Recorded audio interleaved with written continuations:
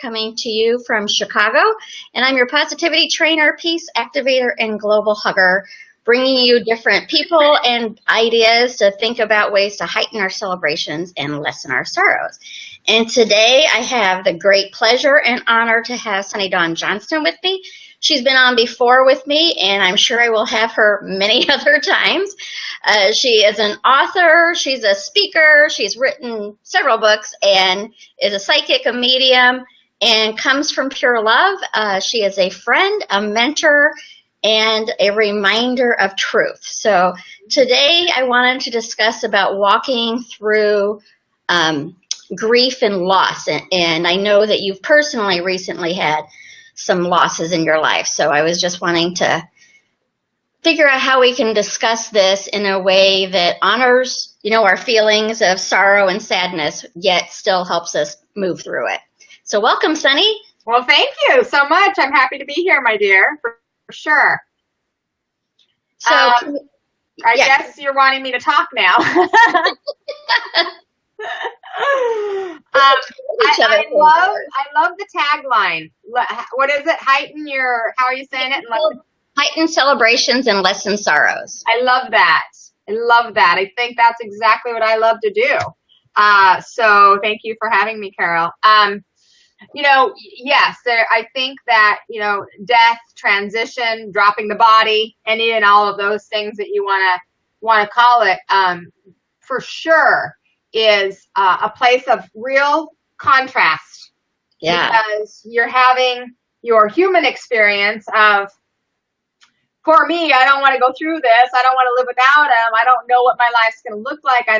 I didn't choose this. I wasn't in control. And that sucks. And then you have the part of you, or a lot of us do anyway, where we go, and they're in such a great place, and they get to experience all this freedom. And I'm excited for what the way that they can start coming to me and through me in new ways. And so the contrast, the space within those two extremes, I think is where we tend to get stuck. Yeah. And some of us can get stuck on one side and some on the other, some really in denial of it, and some in such grief that they never move. That's what I was just going to ask you, because obviously your work and your background, that connection of the other side and looking for signs and stuff. How about, what kind of suggestions would you have for people who don't, I forget one of the lines that is from your book, but it's basically, if you're in deep grief, you can't see their signs that they're around you. Right. So what kind of suggestions would you have for people who may not understand the connection, or in a place that they just don't feel it right now? Yeah. Well, so when you are in that really heavy vibration, and it's not good or bad, and it's not right or wrong, it's just that when we're in deep grief, our vibration lowers. When our vibration lowers, it's hard to see and feel and hear and know those that are in a higher vibration. We just shut ourselves down and off from it. So in those moments, I think the first thing is to be gentle. Be gentle with yourself, and recognize that if we can take baby steps towards raising our vibration, if we can take baby steps towards nurturing our spirit, if we can take baby steps towards looking, being open, asking, just asking for, even if you don't believe in it, asking for a sign, then we start to open our vibration to that higher level, and be able to see and feel and hear. No, that's actually what I think pulls so many people out of the grief process, is through the experiences, through the signs, through the messages, whether they're seeing themselves or other people start to tell them about them. I love that. And just when you said that, even if you don't believe, to just start asking, it just made me realize in college, I was in a death and dying course. I was a psychology, sociology major. And it was taught by a woman named Dr. I don't even remember her name, but she was a nun. And she, at one point, somebody asked about heaven. And she's like, well, even if you don't believe, there's no harm in believing, because what if it does exist, kind of thing. Yeah, so, exactly. I mean, it was really interesting to even think of it that way, because I'm like, it certainly opens you up to possibilities when you're open to seeing or believing. Right. And I think that a lot of times people who don't believe still have the same experiences. They just call it coincidence. They just call it want. Like, I just want to see that. So regardless if you want to see it or you see it as a sign, it just depends on what viewpoint we decide to look. And so if we're open to go, well, maybe they are sending me a sign. As a matter of fact, today, so you mentioned that I myself have walked through some loss just recently, and absolutely within a 5-week or 4-week period of time, 5-week period of time, one of my very close clients and students passed away in a drunk driving car accident. We just discovered that the man was driving drunk. And then 3 weeks later, my aunt passed away from liver failure. And then while I was at the funeral for her, I found out that one of my colleagues and close colleagues and friends passed away also. So yes, there's been a lot of loss in this last month. And so today I went for a walk. One of the things that helps me move through the grief and or the sadness on the human level is physical movement, getting myself grounded, being outside, moving my body. And so every time that I've asked for a sign from my aunt, so she's only been gone 2 weeks, I already have in my little jar that I'm keeping specifically for her, because she told me she'd come through pennies. So this penny I picked up today on my walk. And I said, thank you, Aunt Judy, for that sign. I'm collecting them, and then I'm going to give them to her daughters, who I think it would be valuable for them to have a physical experience of a message. So out of a week's time, I have 6 pennies, and I've been on 7 walks. So that's pretty cool. That's amazing. And I think even like the naysayers could say, well, there's pennies all over, but how many times do we walk around and we don't see those pennies? Exactly. So I love it. And or walk the same walk every time and there's a new penny each day, you know? Yeah.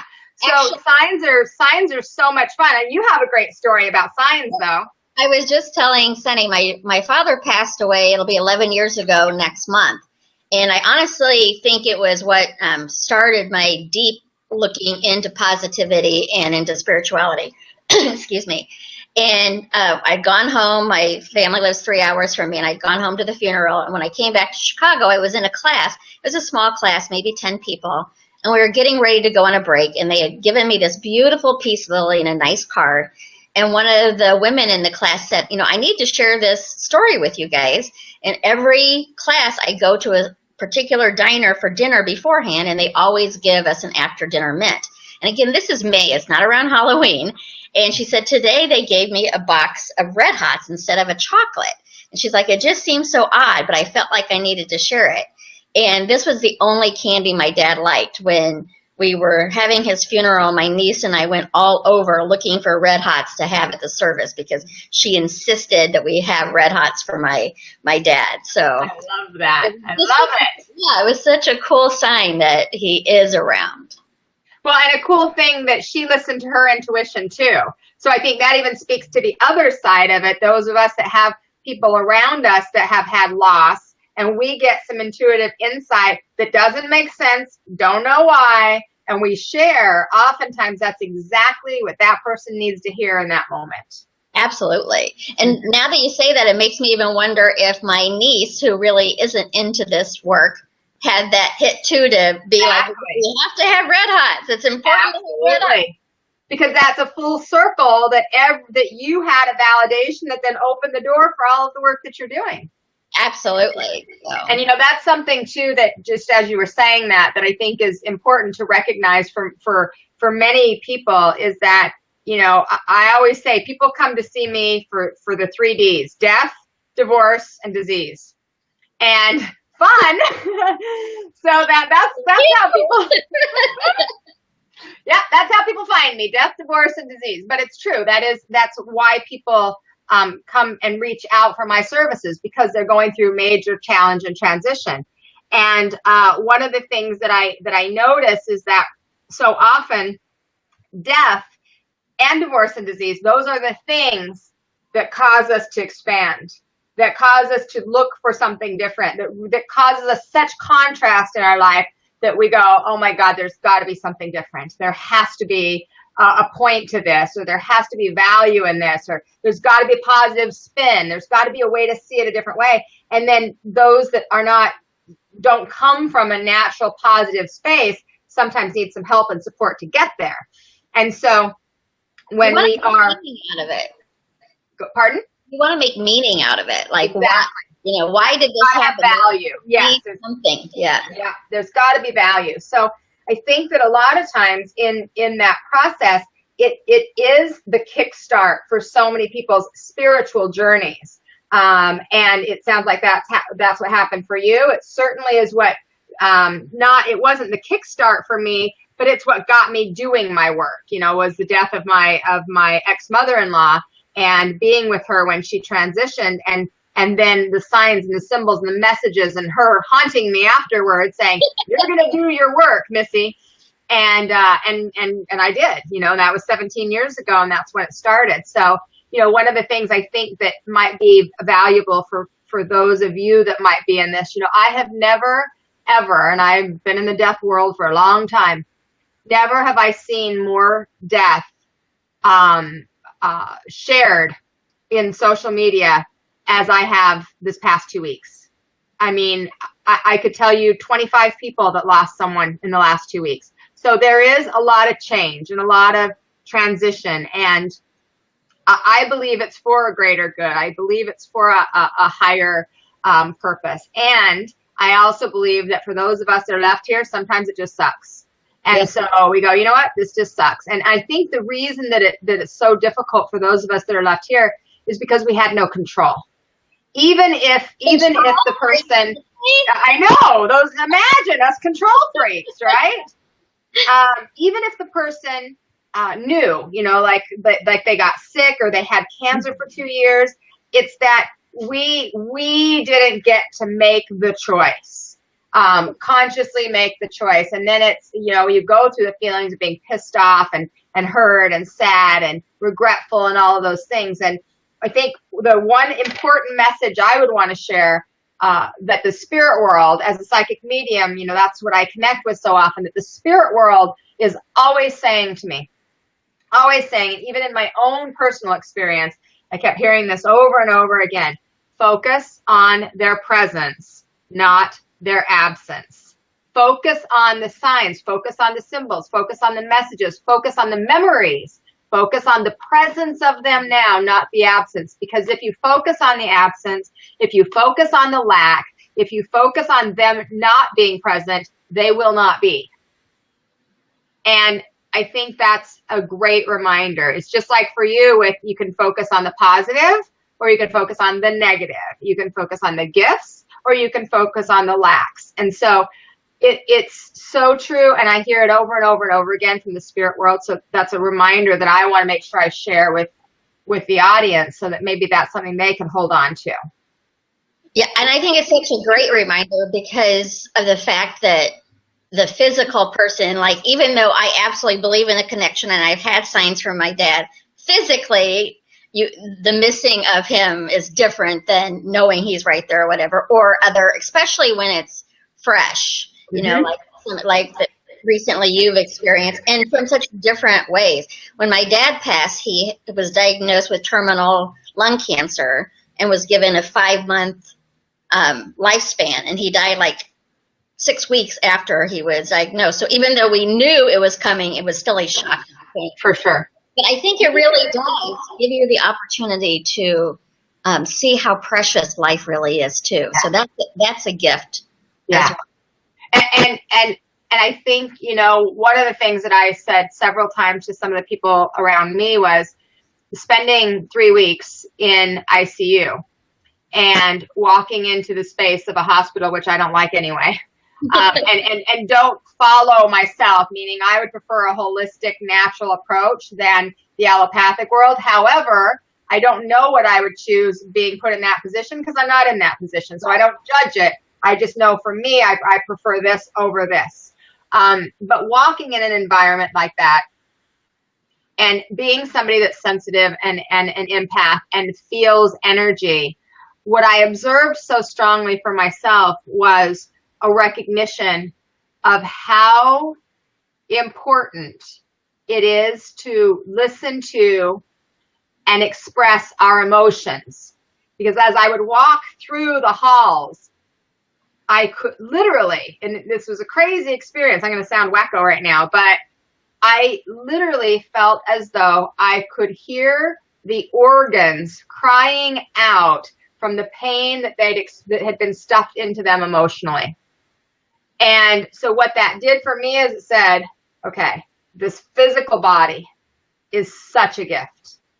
And the experience of life, when we bring those experiences in and we feel them fully, whether they suck or not, then the emotion moves through us. But when we don't feel them fully, it goes into places that create awareness for us. And the hospital's a big awareness. Yeah, it really is. So I think it's important, you know, and I've believed that in a sense, but I've not had an experience like that directly that was so strong that it made me recognize how important it is, and where part of my message is going to shift into honoring that emotional and physical and mental and spiritual bodies, aligning them all. I think that's so important, and also kind of like the work with Louise Hay talking about, you know, what you just mentioned, those emotions, you know, trapped in our body is what, you know, where disease comes from. However, I'd love you to talk about, because I am a full believer, and again, when it happens to me personally and a loved one personally passes, it does not mean I'm not sad and wishing them back. But I am a full believer that we're here, whether we're here for an hour on earth or 99 years, we're here for a reason. And so when there's Dan just mentioned in comments that a good friend of his lost his brother at 57 last week. So, I mean, I believe that friend, 57 was his time to go. Yeah. There are two things that I've been told from Spirit that are absolutes in this world. Only two. The moment we're born and the moment we die. Not even the way that we die is an absolute, but the time. And so based on that, and I've heard that, so that's not my own personal belief, although I believe it now because I've experienced it enough. But it's what I've been told over and over again. And the way that someone passes is less about them and more about those of us that are left. It's more about our mission afterwards. It's how we integrate it into our lives. It's what actions we take. It's how we feel about it, because we're the ones that are still on the journey of learning. They're like, ta-da! You know, I'm out. Here you go. And it's part of our expansion. Yeah, and it's so interesting when you say it that way, because we so often focus on their being gone rather than like this friend. He was here for 57 years. We could celebrate and honor and pay attention to that, and through his death, honor him in moving forward with either helping with whatever the cause of his death was, or just honoring him personally. But it's so easy to get into that place of despair might be too big of a word that I want, but just to really feel that loss so deeply that you. Well, sometimes it is despair, and sometimes it's victimhood too. It's the feeling of poor me. And I don't want to minimize the loss, because it's important, but it's also, do we want to live our lives from that place for a certain amount of time? Absolutely. You may feel that. But then to me, and I'm just talking Sunny here, is, okay, I got to get over myself, because it's time for me to do something with this, or to make a difference, or to allow it to move through me in a way that honors that person. And if I'm staying in bed all day, or if I'm depressed, or if I'm not showing up in my life, then I'm not honoring them. I'm actually dishonoring their spirit. Yeah, and I use the example all the time when people ask me, as far as, well, why did this happen to somebody? And John Walsh lost his son. He's the America's Most Wanted guy. I think his son was like 6 years old. He was a young boy and was murdered and his head decapitated. But because of that pain, he turned it into his purpose. And he then helped create the fingerprinting for missing children. And who knows how many children were saved For sure. because of his pain. Absolutely. The same with the woman that started MAD. You know, Mothers Against Drunk Drivers. Drunk driving, people were drunk driving all the time when we were growing. I mean, I'm 46. When we were growing up, people just drank and drove. It was no big deal until somebody made it a big deal, until somebody shined a light on it. So his outlet, he left. It's what did she do with it? Right. And, you know, one of the other things that just popped into my head as you were talking that might be helpful to people walking through loss. And some of this stuff is not easy to talk about. And I know it's not easy to hear. And depending on where you are in your time frame of loss, some of it will just piss you off. And then other parts of it will be like, okay, that makes sense. And it might piss you off early, and then you evolve to a different understanding as you grow and expand. But one of the things that my husband said, who isn't a believer in this kind of stuff, who doesn't experience these kinds of things, when his best friend committed suicide, that I thought was so important to continue to share, was he said, you know, I loved him dearly, and he deserves the depth of my pain and grief as much as I deserved the joy and happiness. And the point in that was to feel it. It was to let it move through the body, to have the tears, to have the emotion, but then also have the joy and not get stuck in it.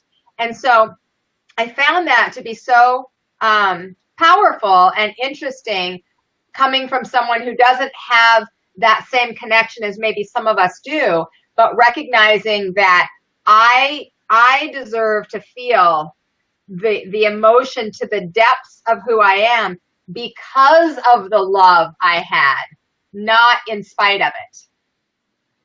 Yeah, that's a good way to look at it, because the more it hurts, then obviously the more impactful they were in your life. One of my global huggers, and Sunny has joined us for Global Hugs as well. Yes, we'll be on the cruise. We got our hugs already. I got my posters already in my cruise pile. Yay. Beverly, she lives in New York, and her son John was a free hugger. I did not know him, but he passed away, I think 5 or 6 years ago, and she honors his memory by joining me for Global Free Hugs every year, and has a picture of him on her t-shirt. And I mean, so she still, you know, misses him deeply and things, but she honors him by doing what he loved to do. Yeah. So that's just another way that we can honor people.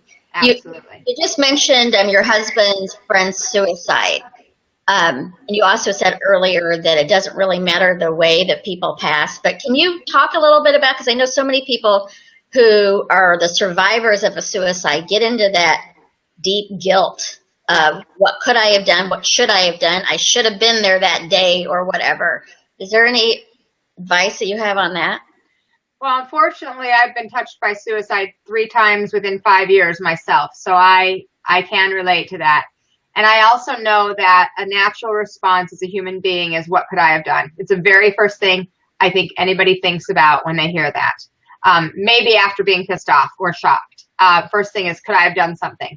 The second thing I think oftentimes is, what was the last conversation? What did I say? Did I hug them? Did I tell them I loved them? That type of thing. But from my experience, personally and professionally, those that die through suicide, number one, they have the same experience in the spirit world than the rest of us do. Not everybody loves to hear that because they think there should be some doom and gloom. There's not. They get actually more love, because the reality of it is people that commit suicide actually get more prayer. More people pray for their souls than other people because of the way that they left. So their vibration actually increases and raises quicker in a lot of cases. But the suicide, for the person that transitioned, they're free from the body.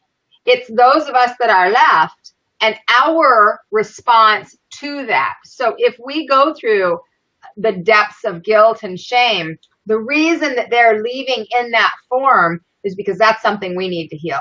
So it was already there in other ways, and this is just the thing that shines the light on it. Because if you are someone that doesn't have guilt and shame, if somebody dies in whatever way, you're not going to feel guilty.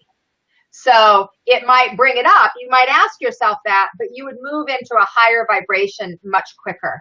The message that I hear from Spirit a lot is the medicine is in the pain.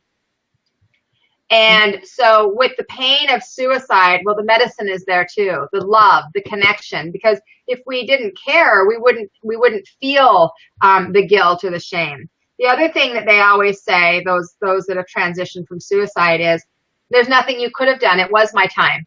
It was just the way they chose to leave. And we think of that and go, yeah, but they shouldn't have made that choice. But the reality of it is everybody gets to choose how to leave, believe it or not. Even those in car accidents, and not consciously, they don't go, I think today I'll die.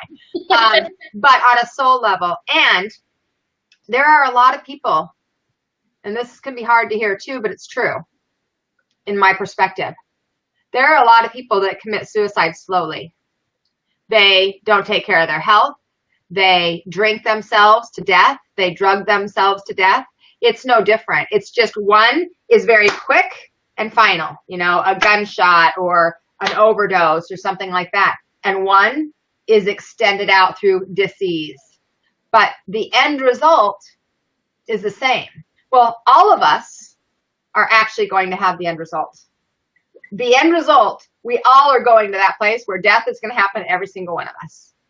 And it's about the way we choose to leave our legacy and what opportunities we're creating for those that are left behind. And suicide oftentimes brings one of the greatest opportunities for expansion I've ever seen. Yeah, I don't think I know anybody who has personally committed suicide, but I could totally see how that would be. When you were just saying, as far as, you know, that we're all going to die, it made me think of a movie. I think it was like a year old. I don't remember exactly, but it was of a woman who had an accident and she could not die. So she stayed that age, but it was showing how, like, even though she was still alive, all the people that she lost because they all kept growing up and dying and things. So it really gave a different perspective on, well, maybe I don't want to live forever because I want, you know, I want to go with the people that I'm here with rather than see 2 or 3, 4 or 5 generations go ahead of me, kind of thing. For sure. For sure. I've always said that. I have a sense of when I'm going to die, and I've told everybody else, and I've said, so listen, I'm not hanging out here to scoot you all off because I don't want to do that.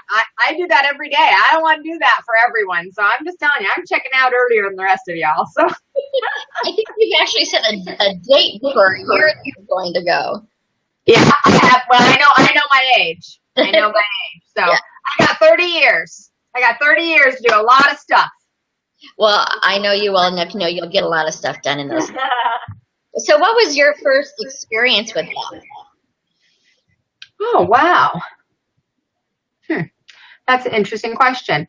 You know, my first experience, what I remember, is my my aunt dying and my great aunt, and I wasn't close to her, so it didn't really affect me. Like, they didn't, back in the day, they didn't take kids to funerals. Like, we didn't go to those. They kept us, you know, separate, and it was kind of like, oh yeah, she's in heaven, and that was the end of it.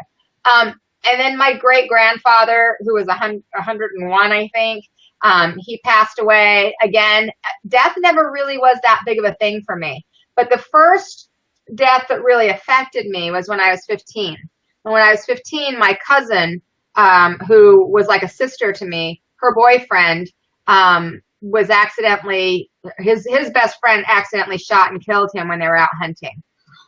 And that was what I realized is I stepped in, and this is what I do, it's who I am, is I stepped in as the caretaker. And so I didn't experience my own grief at the time because I was just there to help support her through it because it was her boyfriend. But what that showed me was, and what it taught me at 15 was, it doesn't matter where you are, it doesn't matter what you're doing, because the thing that was interesting is they were beaver hunting, and the buddy shot for a beaver. It hit a rock, it repelled off the rock, and it hit him in the shoulder. and the shoulder bone pierced his heart, and that's what actually killed him. You couldn't even create that again.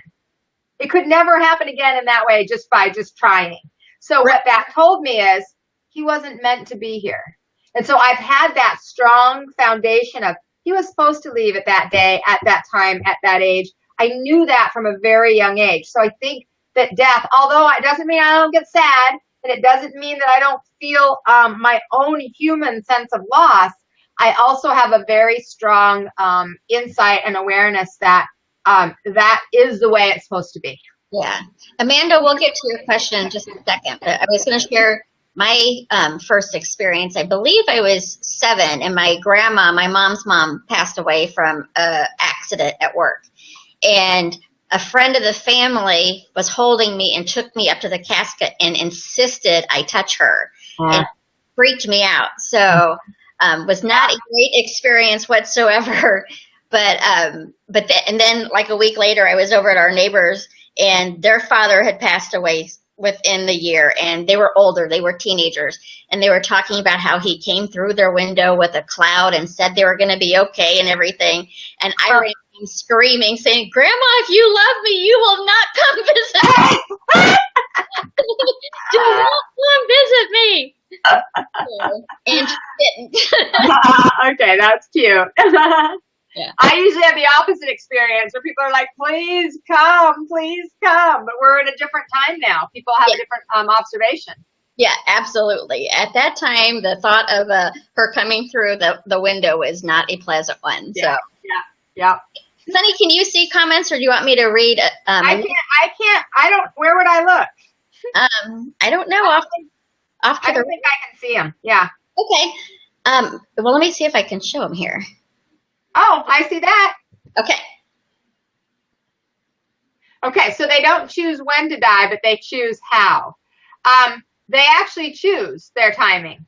They do choose their timing. So meaning that when your ticket's up, your ticket's up. So it's like, okay, at 7:35 on the 17th, I'm going. And the way I go, I can choose which way to go based on, of course, based on my life's journey. It wouldn't make sense that I would get shot hunting because I don't hunt. So that's probably not going to happen. But there's all different kinds of options, and that's a vibrational match to what it is that everyone around us needs to experience.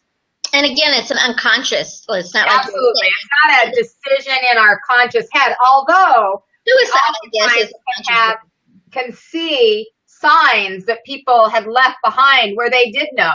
So sometimes there's a little bit of I just call it bleed in, where they have some recognition or some awareness, but they don't know where it's coming from. It's their intuition that's guiding them, that's saying, buy your mom flowers and tell her you love her.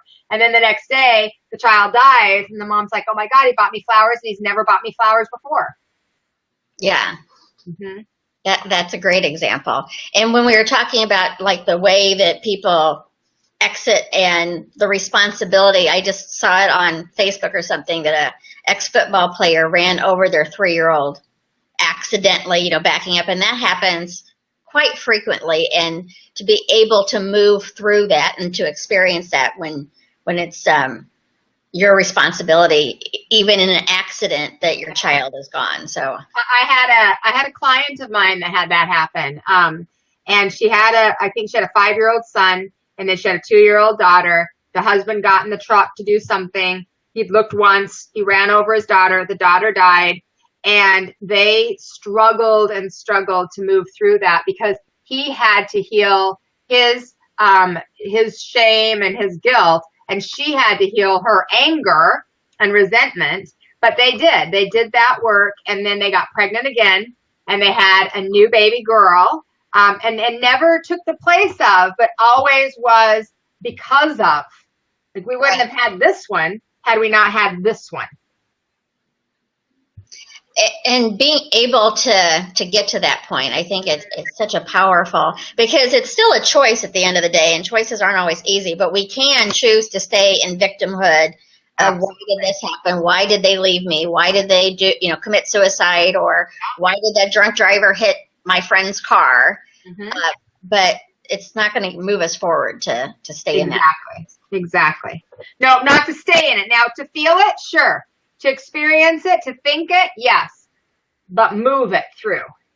Yeah. And if you don't know how, get some help. Get somebody that can help you. Get a grief group, get a counselor, get a therapist, get a spiritual advisor, somebody that can help move it for you, with you.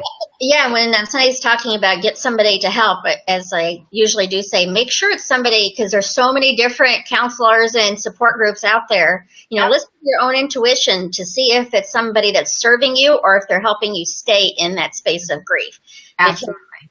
We all grieve differently, so some people like to focus on what's missing more than what is being gained from the experience. Yeah, sure. Mm-hmm. So also your son had a death of a friend. Do you have any words for people who are dealing with their child having to deal with death at a young age? Oh my God, that's worse. It's worse because you don't have control, double control. It's like, okay, you couldn't control that person died, and then you can't control that you just want to fix it for them. So I think when you're a parent, yeah, it sucks. Gosh, I can even feel emotion when I think about it. Because we want to protect our kids. We don't want them to have to experience things like that. My son, a year and a half ago, his best friend was riding home from his house. My son had asked him to drop off some nails for a project they were working on. And so he dropped off some nails, and he rode a motorcycle, and he was in a motorcycle accident, and he was killed instantly. He was decapitated. His arm and leg it was just horrible. And where I went and what was really phenomenal was, my son has grown up around me, obviously, and sometimes you don't know what influence you have, and I've not been one to push or pursue or try to force my kids to believe anything. I don't care what they believe, however they are. One would call himself agnostic, one would call himself atheist, and next week the other one would be the other way, like whatever, it doesn't matter to me. But what I was so concerned, because it was 5 weeks after he had just found out that his fiance had cheated on him. And so he had just separated from that. And when his friend died, I just knew this is going to move him one direction or the other. It probably will either raise him to a higher vibration and help him to really move forward in his life, or it might kill him. He literally might, he'd had some drug issues. It literally might take him over. And so where I found myself was in a place of surrendering and knowing that whichever choice he made, I had no control over, just like I had no control over either of those circumstances. Wow. And that regardless of what happened, I was going to show up. And I was going to, if it took his life, then that was part of my journey. And that was another lesson he was going to teach me. And I was like, please do not teach me that. I did not want to learn that. But I knew that if that's the direction it went, then I have the capability to do it. And then I knew if it went the other way, number one, I'd feel relieved. But that I knew that then it wasn't me trying to convince him to do something and feel better. He would go that place, because I couldn't have that responsibility on my shoulders. I can't make it better for him.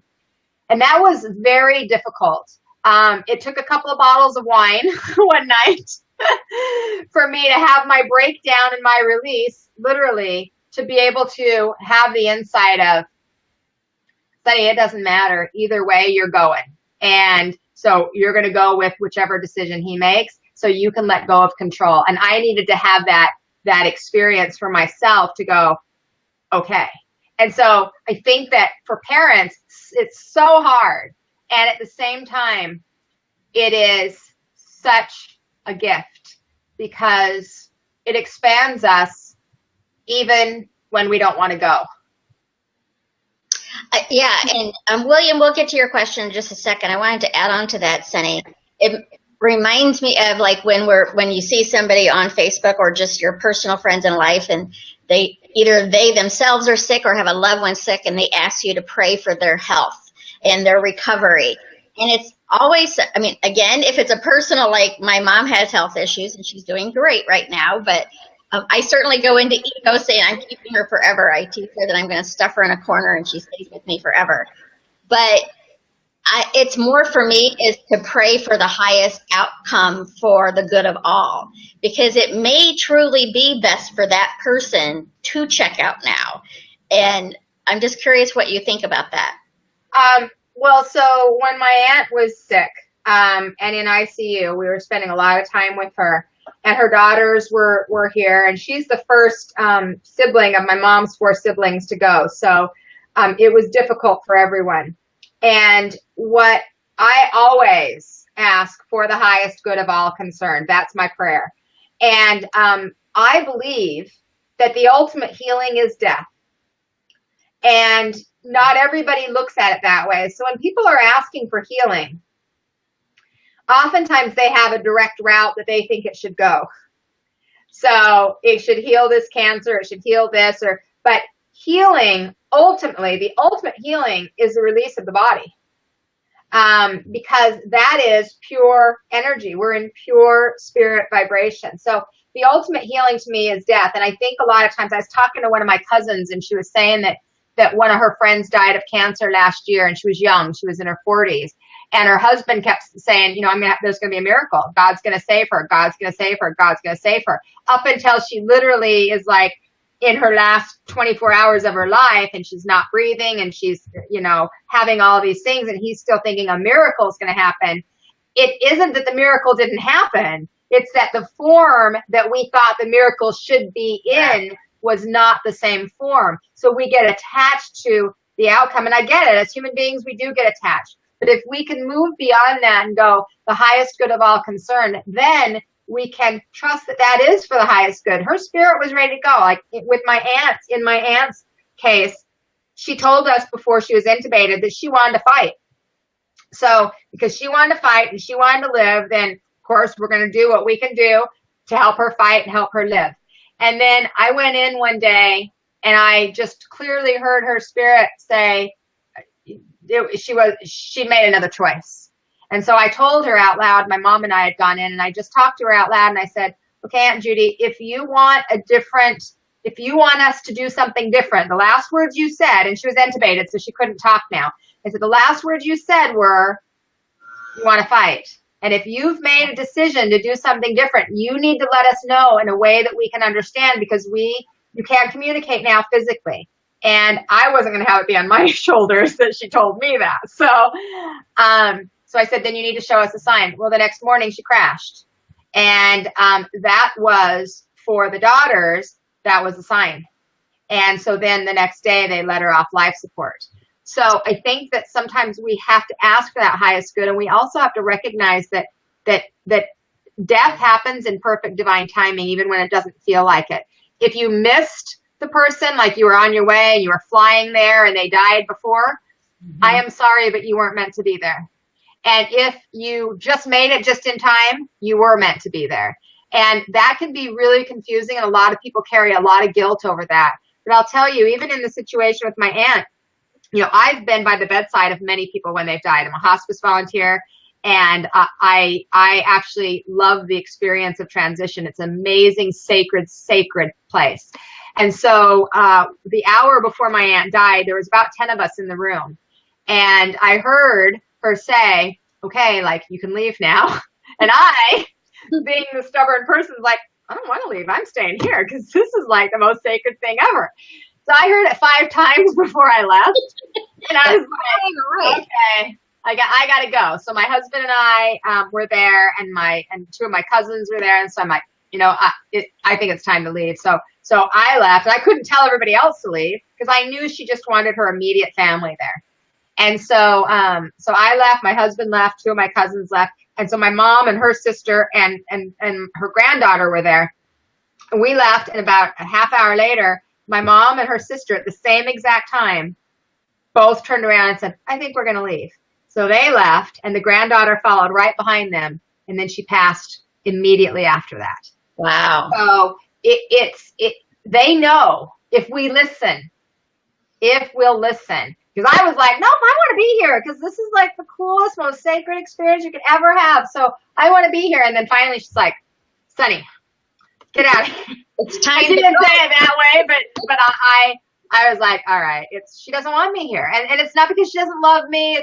So a lot of times we internalize it that way. Oh, well, she didn't love me enough, or it's not because of any of that. It's just personal preference. Well, that, and you hear, I mean, I hear it all the time. People will say, our last conversation we argued, or I need them to know I'm sorry. And with the work you do, that they don't take that with them, right? Nope, they never do. They actually don't even care about it. The thing that's so interesting is they're so unattached to their death and the way they died that most of the time, even in spirit, they don't want to talk about it. Like they're so unattached to it. It's kind of like what happened to you yesterday at 3:00 in the afternoon. You don't even care. It was just the portal. It was just the way that they left. But we're so attached to it. Right. We put so much attention and energy on it that it's hard to then stay clear and connected. Yeah, because we're trying to make sense of it. And when you mentioned that you're a hospice volunteer, I hope you're not as stable than I am. That my mom used to be a hospice director. So I remember, she's retired now, but she used to tell me all the time, Carol, death isn't like what you see on TV. It does not happen that way, and it's a beautiful experience. She's like, the only time that it was hard for her is when the family, she's like, she never had a patient who did not come to terms with what was going on. But every now and then she would have a family that hadn't come to terms, and she said that was hard to experience. But the actual death was not. We have a question here from William that I know you're going to have a great answer for. I'm going to pop it up here for you to see. Why can't we see a loved one after they die? How do you know that they are around? Well, a lot of times you can see them, William. That's the thing, is that when our vibration is lower, it's harder to see. When our vibration is higher, it's easier to see. But we see them in our dreams. Sometimes we see them actually as energy forms around us. Sometimes people will see them in their peripheral as like a shadow kind of energy. And shadow doesn't mean dark. It just means they don't have form any longer. Sometimes we see them through a penny. So they don't take on the physical human body any longer, although they can impression that upon us. They will come to us and through us through symbols. And we can see, but not everybody is a visual person. Not everybody is clairvoyant. So some people are going to feel them. Some people are going to hear their messages. Some people are just going to know that they're there. Some people are going to be connected to a scent. Like if you had actually when my aunt died, she said, I'm going to come to the girls with lavender. And like lavender, because I didn't know if she liked lavender or not. But the thing that was interesting is somebody had given one gal had bought lavender soap that day, and somebody gave the other girl some lavender sea salt or something else, like at the same exact time. Okay, there's your connection. So it'll come through in a variety of different ways. It isn't always visual, William. I think that's a great point. Like for my dad, I've had a couple of different, again, it's been 11 years, but he was always my go-to person when I needed to discuss challenge I was having, which was funny because there was many things we disagreed, like politically and many things, but he was still the go-to. He's going to have the right answer for me. Mm-hmm. And so I've heard him call my name before, when, like struggling with the decision. It's not like he says, Carol, here's what you need to do. Right. No, I wish they would. He just says, Carol. Yeah. So he's like, Carol. And so I'm like, okay, he's here so I can calm down a bit kind of thing. But it's just interesting. And I think, like we said earlier, you really need to be open to it, to see it, to hear it, to feel it, and things like that. So I'm going to post up here, Ellen. Oh, I also wanted to mention when you were saying, when we were talking about for the highest good, and that miracle sometimes isn't living. Like our friend Anita Morjani, like she did die and came back. And so, people are like wanting, well, why can't I have her experience? But, maybe that's not the right experience for them. Well, and I think it's important to recognize that many people actually do have that. They do die and then they come back and they don't have a remembrance of it, or they see the white light and then they turn around. Or, I had a near-death experience myself after I had my son. And The problem with me was I never saw white light. So I'm like, oh shit, where am I going? Because there was no white light. I was out of my body. I was down these tunnels, but there was nothing to go to. So I just kept coming back thinking, I don't know what I'm doing. I don't know where I'm going. Maybe they don't want me over there. So this does not look like a good idea. I'm going to exactly. Well, thank you so much, Sunny. I know you're going on a cruise soon, and then you're going to be speaking at the International Women's Summit in Phoenix. I'm usually at that event. I'm not going to be at this one. But when is that, and what are you doing, and what are you talking about there? The Women's International Summit is May 5th to the 7th, and it's going to be an amazing event. I will be speaking on self-love and self-worth. We are doing a panel, I think, Saturday night. There's going to be some amazing speakers, though, like Lisa Ling and Elizabeth Gilbert, and just really awesome people. So everybody ought to check it out. I'm not going to be there till Saturday night. I'm flying in from my cruise, so I'll be doing the hugs. Then I'll be flying in, and then I get to do my event. So it's going to be a fun, busy weekend. Not this coming weekend, or not next weekend, but the weekend after. So May 5th to the 7th. And so, because you're going on a cruise, and what are you going to be talking about on your cruise? I am actually doing a healing retreat. So we're going to be spending time doing some healing work, some energy work, some intuitive work to help develop your trust in yourself and your skills. And you know what? Trips like this, retreats like this, where we get to travel to, are so fun for all of us because we get the time to spend with everyone. You know, and you're going on one too. So right, you're taking to Croatia. Right? I'm going to Croatia in the fall, so it'll be 10 days, and 7 days of it's going to be on a cruise. So yeah, it's just a ship that holds like 40 people, so I'm really excited about that. Yeah, I love it. It's going to be very fun. And I've got a free talk tonight if anybody wants to join us on change and how you can embrace the winds of change. So it's just a free teleclass, so people can jump on my website and check it out if they want to. Okay, do you have a link I'll go post a link later if you don't have it available. But I don't have it available because I didn't even think about it until just now as I'm talking to you, you know. I will post it once we get done anyway. I totally forgot to tell people. I usually tell them to post where they're joining me from, and I'll come in and give them a virtual hug to help heighten celebrations and lessen sorrows. But you could also visit her Facebook page, Sunny Dawn Johnston, and check out what she's up to there. She's always doing amazing work, and as I've said before, maybe not on this live, but usually when I ask what would love do, I then say, what would Sunny do? And sometimes I'm like, darn it, Sunny, I don't want to do that. Sometimes Sunny doesn't want to do that either. So exactly. So that weekend that she's in Phoenix, I'm going to be in Santa Fe with the Mike Dooley group. And we're going to be talking about infinite possibilities, and I'm one of the speakers for that event. So yay! You're not in Phoenix, and if you come to Santa Fe, and if you're not in either place, wherever you are in the world, you can join us for Global Free Hugs. I usually ask for people to do it as a public event, but really it's all about spreading kindness and letting people know that they matter. So take pictures of yourself hugging your kids, your family, your friends, and send them along too, because it really is uplifting the energy and letting people around the world know that they matter. So thank you, Sunny. I know I will have you again as many topics come up, so I really appreciate your time today. Oh, you're welcome. Thank you for having me. It was very fun, and I hope it was helpful to many. I do too, because it's hard enough to walk through loss without holding on to all those guilt and reasons of what could we have done. So I'm sure it's helped somebody. It certainly helped people that are ready to hear that message. As we know, sometimes I'm not ready to hear that message, so I want to stay mad or sad. So that's right. I get it. I totally get it. So thank you, everyone. You go out there and have a great day. Share some kindness, share a nice word, a hug. Let people know that they matter in your life. And remember, you matter. You matter to me. You matter to the world. And most importantly, you matter to you. So go out there and have a great day, and we'll talk soon. Bye-bye. Bye, Sunny. Bye, honey.